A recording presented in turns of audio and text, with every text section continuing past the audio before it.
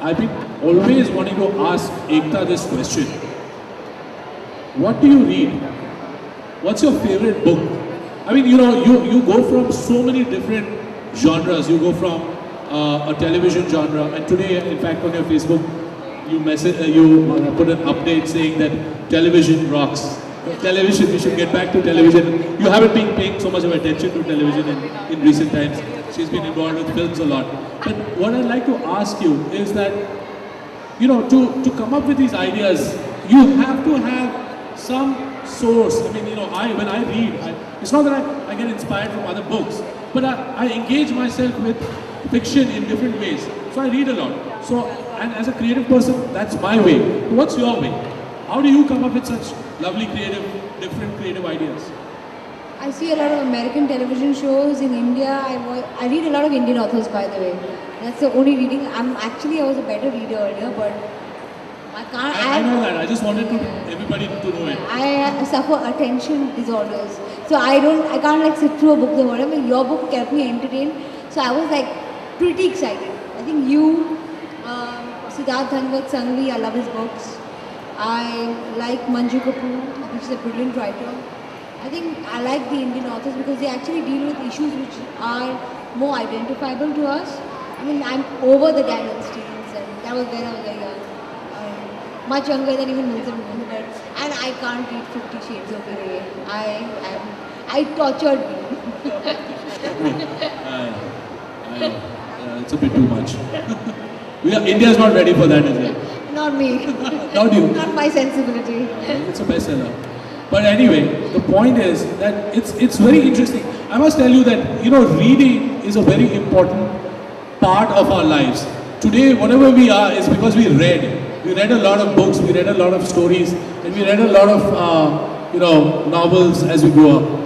And that actually fashioned our vocabulary, our way of looking at things, and especially fiction. Research recently was conducted which said that if you actually read fiction, you become a better business manager, business problem solver, because in fiction there is conflict, as opposed to non-fiction, which is all dry facts. You're just learning facts and facts and facts. When you're reading fiction, you are engaging. This problem happened, that problem happened. Isko ladki nahi mil rahi, wo chori kar raha hai. When you're trying to solve these things, you become a better problem solver, and therefore you become a better manager. So in fact, in management schools around the world now, they're recommending that fiction should be read on a wider scale rather than just dry non-fiction books. Isn't that a cool thing? And they say that people have stopped reading. That's not true. What do you think? I don't know that. You read a lot too. I'm sorry, the question was, yes, I do read a lot. I read a lot of classics, I read a lot of poetry, I hopefully like to read a lot of script. But yeah, I've always never identified with people that don't read, so I can't really speak intelligently about those that don't read. They baffle me. If you have a book, you can spend an entire day by yourself and not feel alone. Hemingway, Kammerer, Dostoevsky, E.L. Doctorow, Philip Roth. And Arun is a very good writer too. He's got a blog, he writes poetry on his blog, and a lot of people, he's got a big following of people who like to read stuff which he writes in the middle of the night, and then he says, please read. But it's really good stuff, you should go and read it. No, but it's really good stuff, I'm saying that. Alright. I'd like to thank a certain individual who stands right before me, Nitesh Mohanty. He is the designer of this cover. Nitesh, thank you very much for bringing a cover which absolutely jumps out and stands out, and when it's put on a stand, it attracts your attention. So thanks you, Nitesh. Thank you. I have a friend of mine, Rajiv Paul, who's written a book recently of poetry about Mumbai.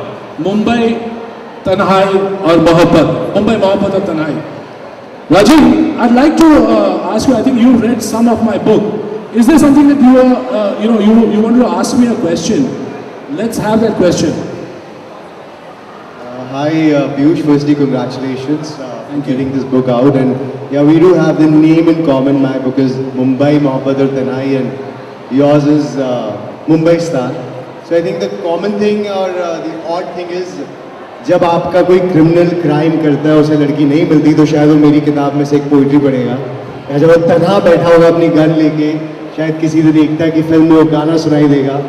और so I think what I was thinking what mister Sudhir Mishra saying कि जो मुंबई में जो crime होता है, I want to ask you, वो गुंडागर्दी नहीं होती, वो भाईगिरी होती है.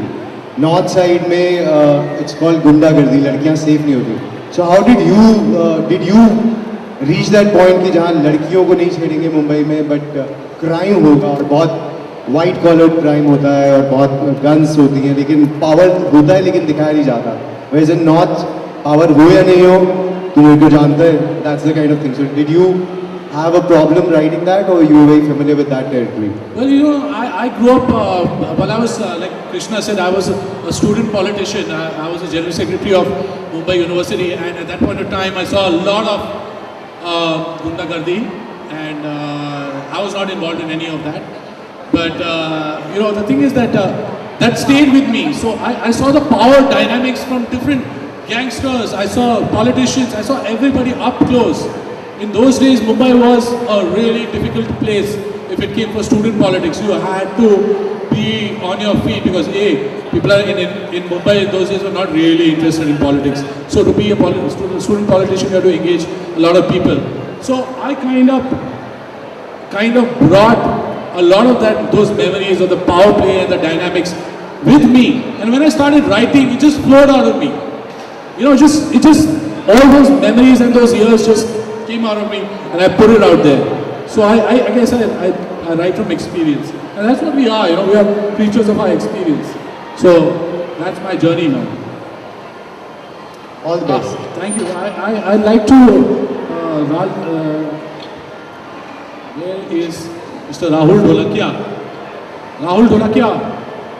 Achha, he must be having coffee. Anyway, Ekta, one very, very important question that I've been wanting to ask you again. I keep asking you these important questions, and you always are so sweetly talking about my book. But I'd like to ask you, what are the next? Because you're doing a lot of crime television shows. You made a big foray into crime television shows. Do you think crime television shows are because now we are seeing? I don't know so many crime television shows, but they are really becoming big on television. So is there a trend that you're seeing as people really want to engage and watch crime on television? It wasn't the case. We had only 1 or 2 crime shows for a long time. In recent time, it's become really big. So tell us about this trend. I think weekend is basically male viewing time, and men love watching crime. I think the last couple of shows we've seen, which are, I mean, crime files, or you can take your CIDs and various other shows which are reality crime shows. I think the market is opening up for crime in such a big way because it's unpredictable. You do not know what the next angle of the story will be.